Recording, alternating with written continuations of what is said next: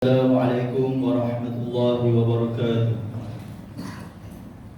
Alhamdulillah, alhamdulillahil qail. A'udzu billahi minasy syaithanir rajim. Walau anna ahlal qura amanu wattaqaw lafatahna 'alaihim barakatin minas samaa'i wal ardh. Walakin كذبوا فأخذناهم بما كانوا يكسبون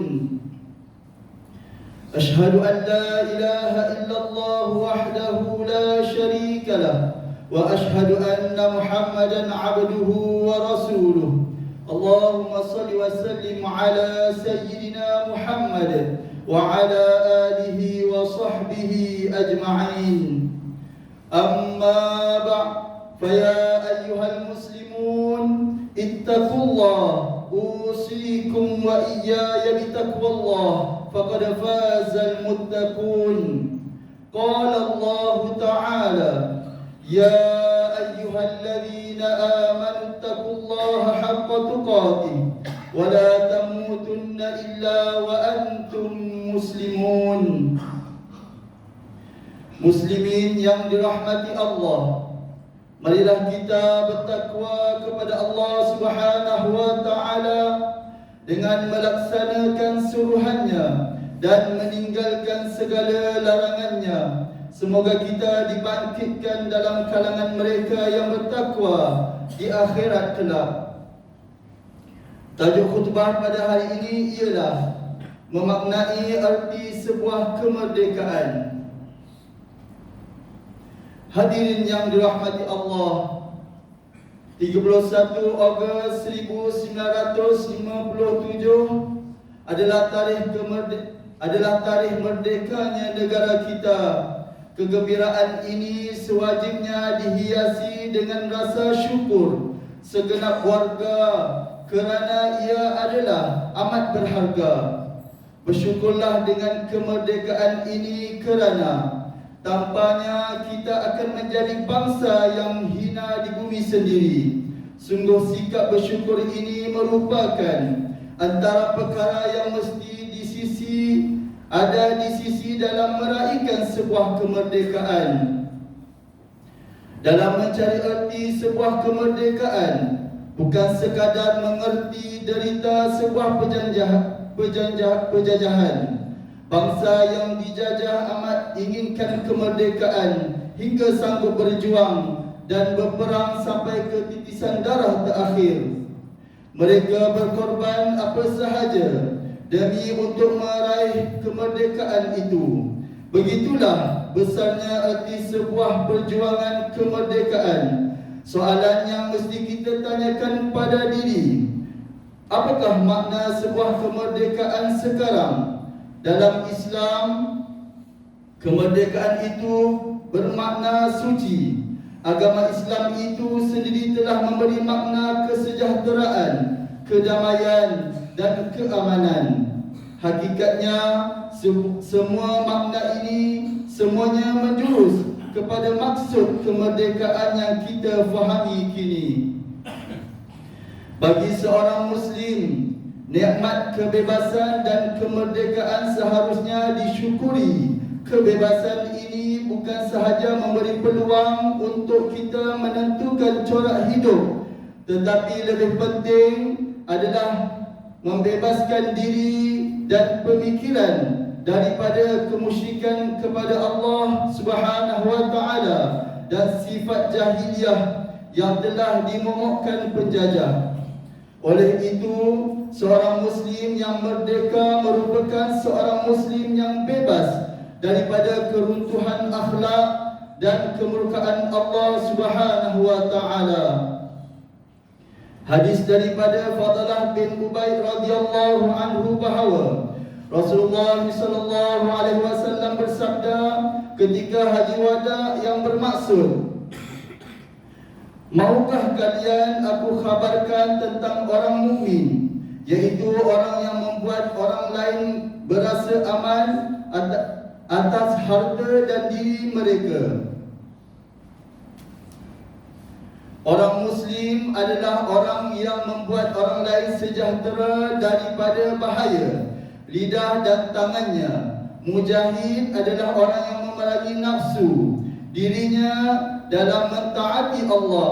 Dan muhajir adalah orang yang meninggalkan kesalahan-kesalahan dan dosa-dosa. Riwayat Ahmad Ibn Hibban.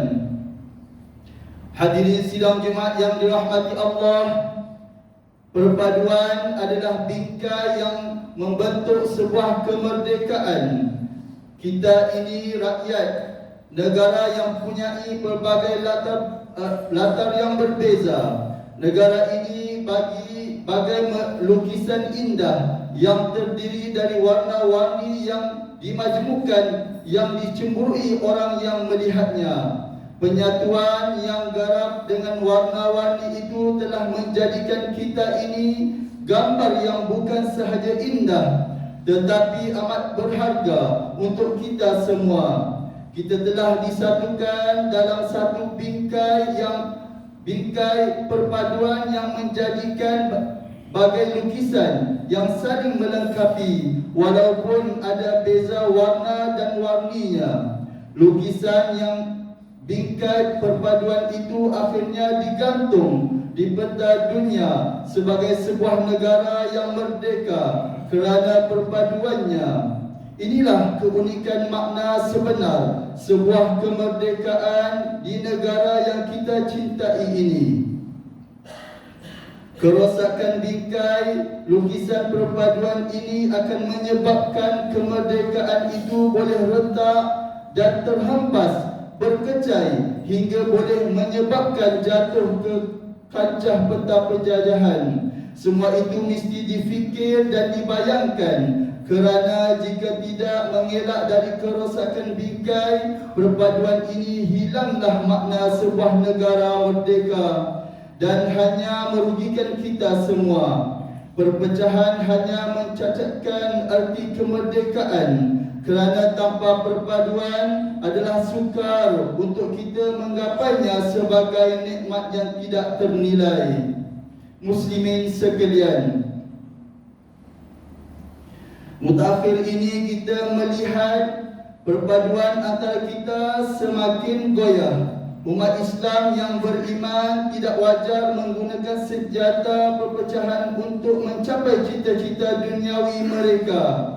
Adalah tidak wajar segelintir umat Islam harus terus-menerus menimbulkan keresahan dan kekalutan dalam kalangan rakyat dengan sebarang berita dan cerita palsu. Segala perbezaan pandangan mesti diselesaikan secara patriotik dan prinsip-prinsip Islam dengan meletakkan kepentingan negara adalah yang terpenting, bukan dengan menuang racun dan virus perpecahan dalam masyarakat yang majmuk ini. Janganlah menjadikan rakyat sebagai mangsa dan pertaruhan, kerana ini merupakan tindakan yang amat tidak bertanggungjawab.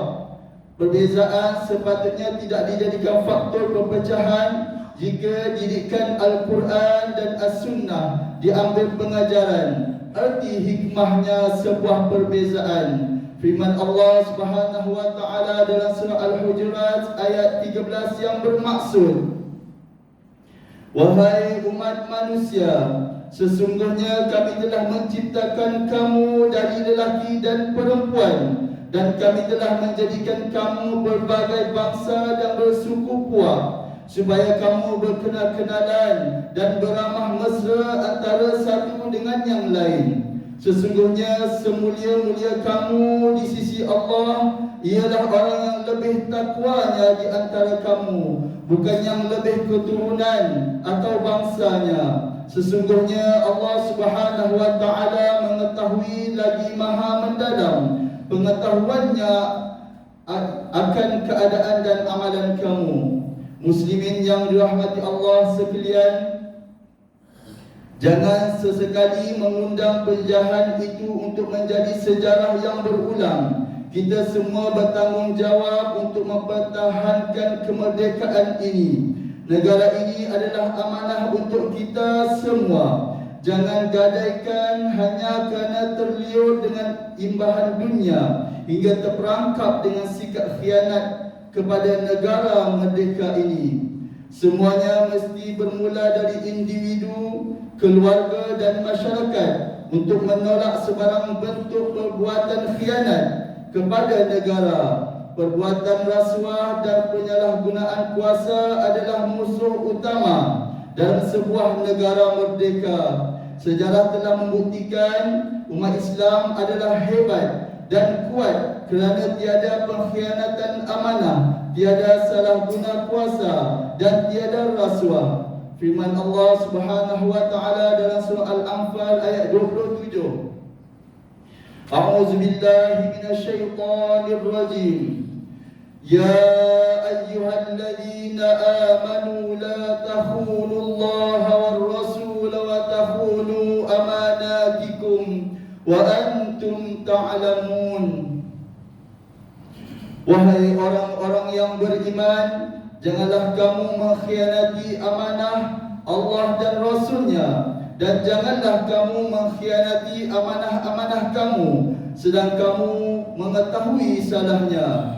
Hadirin yang dikasihi Allah sekalian, marilah kita bersyukur dengan nikmat kemerdekaan ini. Kemerdekaan ini sudah pasti merupakan suatu anugerah yang besar, kurniaan Allah kepada kita.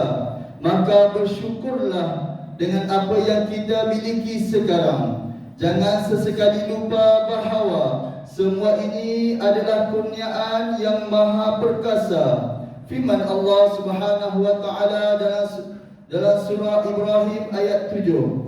A'udzu billahi minasyaitonir rajim. Wa idz ta'azzana rabbukum la in syakartum la azidannakum wa la in kafartum inna 'adzabi lasyadid. Dan ingatlah ketika Tuhan kamu memberitahu, demi sesungguhnya jika kamu bersyukur, nescaya aku akan tambahi nikmatku kepada kamu. Dan demi sesungguhnya jika kamu kufur ingkar, sesungguhnya azabku amatlah keras. Marilah kita mengisi kemerdekaan kita dengan sesuatu yang bermakna. Semarakkan program kemerdekaan dengan penuh syukur dan keinsafan. Didiklah generasi muda agar tidak dibuai jasa tokoh masa lalu hingga lupa mencipta kegemilangan kemerdekaan yang sebenar untuk masa kini. Hindarilah makna kemerdekaan yang disalaharti hingga merdeka sering dikaitkan dengan kebebasan melakukan apa sahaja, hanya berpaksikan nafsu semata. Firman Allah Subhanahu wa taala dalam surah Al-Hajj ayat 41. A'udzu billahi minasyaitonir rajim. Alladzina immakannahum fil ard aqamus salata wa atawuz zakah wa amaru bil ma'ruf wa nahaw 'anil munkar walillahi 'aqibatul umur.